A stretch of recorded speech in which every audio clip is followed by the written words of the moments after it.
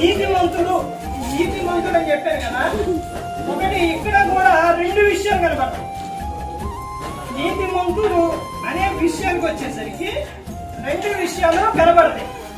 ఎవరు నీతిమంతుడు అని గ్రంథం చెబుతుంది అని అంటే, తర్వాత ఎవరు నీతిమంతులుగా మారతారు అని గ్రంథం చెబుతుంది అని అంటే, ఒకటి నీతిమంతుడు ఎవరు అని అంటే యేసుక్రీస్తు ప్రభువారు. యేసుక్రీస్తు ప్రభువారు నీతిమంతుడు. ఆయనలోని ఏ లోపం కూడా లేదు, ఏ పాపం లేదు, ఏది కూడా లేదు. ఆయన నీతిమంతుడు.